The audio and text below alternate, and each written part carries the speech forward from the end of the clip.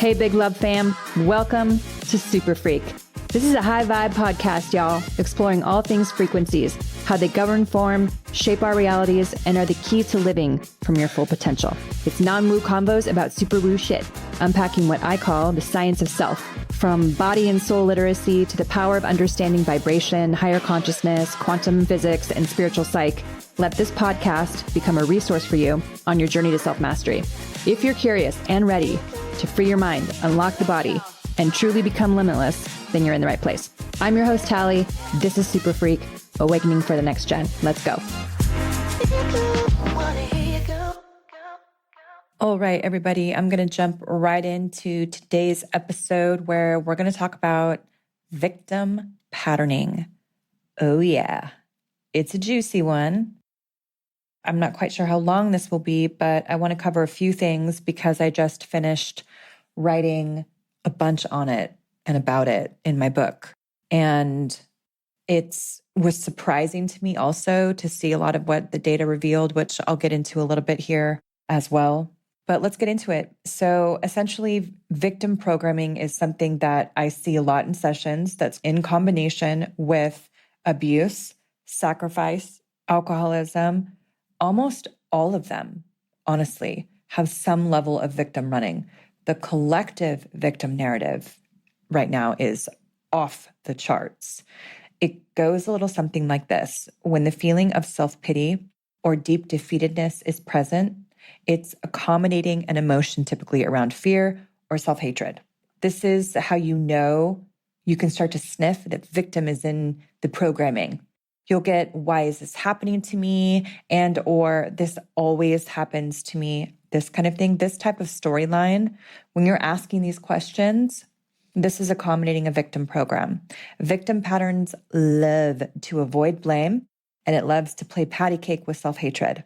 The rumination loops, meaning the loops that play over and over and over again, like, I hate myself. I hate that I hate myself. And then I generally hate feeling hate. I've seen this pattern evolved into mental breaks and even psychosis. Deep, deep, deep down, when there's a lot of obesity or there's bulimic tendencies or there's anorexia tendencies or you're in food avoidance or the relationship with food becomes this cycle where you binge to hide some level of feeling or hide some level of emotion or push that down. You want to change your state. Then you kind of chemically come out of that binge and then you have so much guilt and then you kind of hate yourself that you overeat. This kind of patterning a lot of the times runs with victim abuse. So when I see these types of things, usually there's a veiled part of the childhood that where something had happened and there's an internal registration of, oh, I'm not safe in my body. This doesn't feel good. You know, it has to do with safety. Then the food mechanism or strategy becomes a way to feel safe and avoid and be protected. So the self-hatred pattern is usually pretty wrapped up in there as well. When there's a lot of hate that's being thrown out into the world, even people who are very, very nice, these very, very uber sweet people who just will do anything and have all this self-sacrifice pattern going on and, you know, will give all of themselves, all this martyrism, usually also tied in with some self-hatred too, which is kind of interesting. Essentially, it has to do with value. You really just don't think you have any. So you're just going to like, boop, give it up and it doesn't really matter anyway. You'll just settle for less anyway. You'll take the crumbs and make a cookie out of them anyway, this kind of thing. And it's rife and it's tricky. This pattern wants you to settle for less. So the trick to deprogramming a lot of this stuff, that's why awakening truly is an extreme sport, is to pay attention to your thoughts, pay attention to how you create your reality. And then you got to challenge them, especially in the beginning, because it's not enough to, yes, we want to heal. And that's a big part of this process. But behavioral change creates the contrary experience. And that is super required to have mind-body coherence, essentially. First, victim patterns love to avoid responsibility. One main sign is really in a lack of accountability. This might involve placing blame elsewhere, making excuses, not taking responsibility, reacting to life hurdles with, it's not my fault. It's not my fault is a big one for the victim. Not seeking possible solutions. So not all negative situations that happen to us are completely uncontrollable. Even if they seem that way at first, often there's at least some small action that could lead to improvement. That next indicated action, what that will be. People who run victim patterns are paralyzed with hopelessness. So what do we know about hope? It's the same with despair. They're the same in code. The next on the list is you will feel a sense of powerlessness. Many people who feel victimized believe they lack power to change their situation. They don't enjoy feeling downtrodden and bummed out and would love for things to go well all the time. They don't want to look at stuff. And so powerlessness becomes a way that they can quickly pull their environment, call people that they know, figure out what the next step is. System is in a state of fight or flight, and have other people tell them what they want to believe, think, act, and do. This powerlessness is rife also in the field right now, and it's exactly how these elite nefarious consciousness wants us to feel. They want us to feel disempowered, and they want us to feel hopeless because we're easier to control that way. This next one is huge. Negative self-talk and self-sabotage. People living with a victim mentality may internalize the negative messages suggested by the challenges they face, feeling victimized by all of it. So everything bad happens to me. I can't do anything about it. So why try? I deserve the bad things that happen to me. No one cares about me. I can't go because I feel so fat. I don't have anything to wear. What are people going to think about me? I hate myself in pictures. Just endless amounts of criticism and then negative talk about others. When you find somebody who's very, very critical about what other people are saying, what other people are wearing, what other people are doing with their lives, this negativity, this gossipy type, very victim pattern 101. So pay attention to that, because what does anybody wearing have to do with you? Not saying you listening to this, but just in general. A lot of us grow up with a parent that runs victim, and as a result, we have that running in our fields as well. And so we will inevitably run some type of victim program too. I had so much of it, I didn't even realize it. And ironically, right? I'm not a victim. What are you talking about? But oh yeah. And it's subtle and it's tricky. And for me, it was wrapped up in hero frequencies. It was wrapped up in martyrism and sacrifice. I would literally rescue everything 7 ways from Sunday, companies, men, dogs, a bug, you name it. I had to take care of it because I sympathized so much and ran into a distorted pattern of service to be able to save everything and help everything at the expense of myself. So I didn't have enough value for myself, but it ended up being a lot of victim. That's where all this abuse came into my life also. Once I got clear on what this was and deprogram it, I had to really start paying attention to my thoughts. So with self-sabotage, negative self-talk goes hand in hand with self-sabotage. People who believe their self-talk often have an easier time living it out. So if you believe you're a piece of shit, then that will continue to show up for you. If that self-talk is negative, they may be more likely to unconsciously sabotage any attempts they could make towards change. Learning something new, it gets harder later because our brains are not as plastic. It doesn't have as much plasticity. We have to work harder at it. And when our brains are in theta and like little mush, it's a lot easier in the first 10 years, 13 years. But learning something new essentially forges new synaptic connections in the brain. But if you don't review what you've learned, then you'll forget it. Whatever you are learning through this process of awakening, reteach what you know. That will help you get a handle on the understanding and the mechanics of it. Nerve cells will wire and they'll fire together, and you'll begin to install new neurological hardware in your brains based on contrary change. And then once this new electrical information is turned on, when they will then create feelings or emotions. And the moment you feel something, right, or you have an emotion about something, your body's turned on. You're training your body to basically respond to the chemical reaction in the subconscious mind that you just reprogrammed by overriding negative self-talk, sabotage, etc. So the idea is to get your body and mind synced up with your thoughts and get your actions and your thoughts aligned. Once these things work together and they work in tandem, you create a new experience, which is what we're here to do. We're here to experience life. So that's why a lot of people have different schools. People focus on the brain. Some people focus on the body. People will focus on the mind-body connection, but that happens really slow. So use an integrative approach with this stuff, you guys. Everything is not a one and done, but I promise you this work is the fastest I've found to just keep clearing and clearing. And then eventually it's like the law of one, that law of 1%, where you just do a little bit every single day. And then, you make these huge leaps and it gets a lot easier. And people have had amazing changes so far. So keep going. I do want to talk about trauma because victims typically go through a tremendous amount of it. And I truly, truly believe that there is no limit to the things that we can transcend. I believe trauma, even at severe levels of it, can be transformed. And I do not put a limitation on our ability to change because I know the human spirit and I know our potential. So make small changes and you'll start to see bigger rewards. When you change the brain, you change the heart. And then you also change the gene expression. So they all go together. Genes can upregulate, they can downregulate based on your beliefs and what's possible. The problem is we don't believe in ourselves. Which is the next thing on this list that I have going on here. It's lack of self-confidence.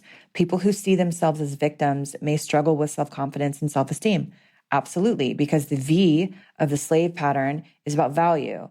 It's value, the self-valuation. Like, how do I see myself? This victim value piece. Self-value is huge. Low self-worth, non-deserving, self-esteem issues, self-hatred. This is all under the value piece. If we're outsourcing our value and we don't self-source and we don't know how valuable we are, we're going to constantly give it away. If that's running in addition with abuse, right? If victim and lack of self-value is running in addition with abuse, then it's going to be a dumpster fire. No matter where you are, you will magnetize that to yourself.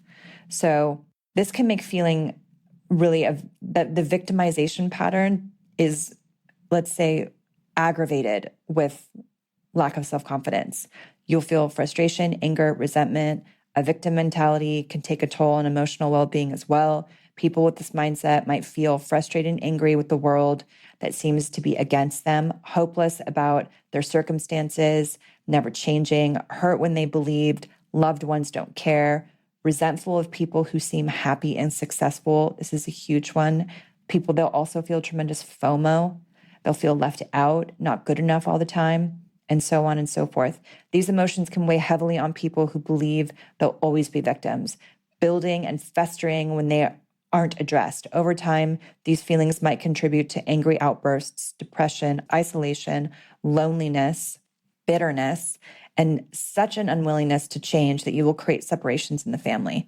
So for me, when I was looking at the data, the victim pattern came from trauma, betrayal, and very, very long lines of sacrifice from war, disempowerment, and control systems. Betrayal of trust, especially repeated betrayals, can also make people feel like victims and make it hard for them to trust anyone. If your primary caregiver, for example, rarely followed through on commitments to you as a child, you may have a hard time trusting others down the line. If you were promised a whole bunch of things by your parents and then those people perpetually didn't show up, that would be another betrayal. If you opened up yourself in any way and you feel like you were disregarded, neglected, emotionally neglected, didn't have your needs met in a very deliberate way, this can feel like a great betrayal. Betrayal manifests its way into so many different things. I can't remember the actual percentage now, but I want to say, let's say 100 sessions, over 75% ran victim. 75%. If I just took 100, well, if I even took it out of 1,000, but it's a lot. And the combination is a lot. So in the book, I basically paired, you'll see me talking about of, a certain amount of people, this percentage ran, 65% ran control. And then in conjunction with control, they ran 15% self-sabotage patterns or 25% victim patterns. In addition with self-sacrifice, martyr, and abuse. Like it just became really wild. And I'm like, man, this thesis is starting to prove itself over and over again. Another pattern that will come from victimization is codependency. This mindset can also develop alongside having codependent patterns and anxious attachment styles in relationships. A codependent person may sacrifice their goals to support their partner. So again, coming in a little bit with the martyr frequency, as I just talked about. As a result, they may feel frustrated and resentful about never getting what they need without acknowledging their own role in the situation.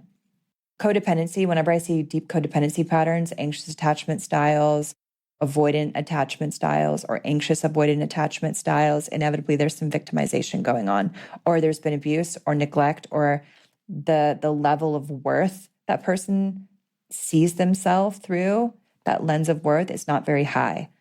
The next thing is manipulation. Some people who take on the role of victim might seem to enjoy blaming others for problems they cause, lashing out and making others feel guilty, or manipulating others for sympathy and attention. Manipulation runs a real hand in hand with victim.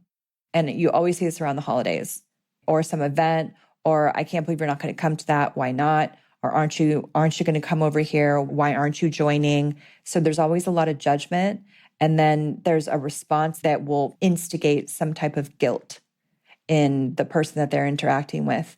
Because again, the victim wants to feel that way. The pattern wants to fulfill itself. So it will do anything to maintain its center of sorrow. Another one is the victim pattern will avoid labeling. Labels generally aren't helpful. Victim is a particularly charged label. So it's best to avoid referring to someone as a victim or say they're acting like a victim.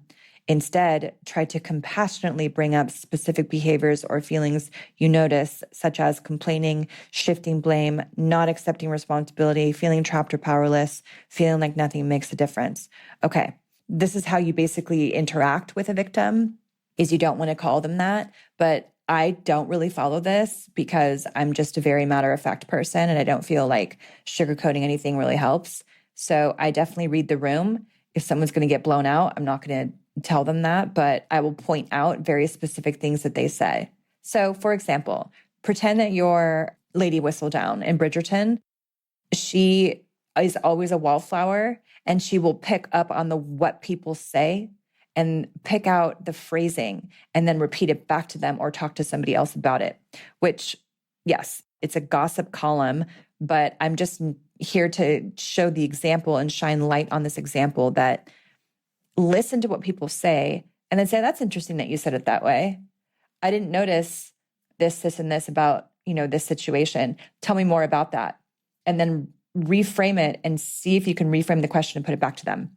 Because the victims love to talk about themselves and they love to just make it all about them and their story and how bummed out they are and how hard it's been for them. So without calling them like, oh my God, that's such victim patterning, I can't even handle that. I have very few people in my life who can really, really handle that level of truth. A lot of you guys do. Everyone who has, sessions with me, they're like, come on, Talie, tell me. And I do. And I love that about you guys. Thank you.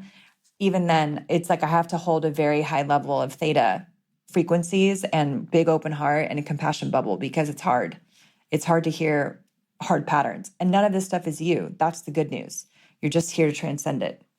Keep in mind also that people who have a really hard time hearing the truth have a sense of interpersonal victimhood, a need for recognition, some type of moral elitism. They see themselves as just immaculate, as imperfect, like they can do nothing wrong. They typically lack empathy, and they have a strong tendency to ruminate. So they will stay in loops and they will brood and remain extremely fixated on times, ways, relationships, where they experienced victimization and being taken advantage of. They will take exactly what they hear on the media as truth, like that's Bible, and they will run with it. Ultimately, a victim pattern comes from deep, deep sense of fear. Fear of being found out, fear of being imperfect, fear of harm in any kind of way. This pattern is driven specifically by motivations that have 3 different pillars: other patterns, conditioning, and then wounding. So when it comes to actually starting to unpack this stuff, pay attention to the questions that I put in the very beginning. If you are questioning in any way why this is happening to me and this always happens to me, and you find yourself in that mindset or you're in that loop, you're like, okay, wait a minute. Grab that pattern worksheet, and right away you're like, I am in a loop. I am in a story. What is the story that's being told right now? What do I believe to be true about myself? Who runs this pattern? What, right? Or what aspect of this is it affecting me? It's affecting my whole life. Whenever I think this way, I'm in a bad mood. My money isn't right. My relationships are right, etc. Who runs this pattern? What am I afraid people will find out? Why is this affecting me so much?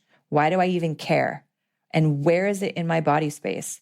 Victims tend to run slouched shoulders, higher in the neck. It becomes a burden. So it's in the upper back.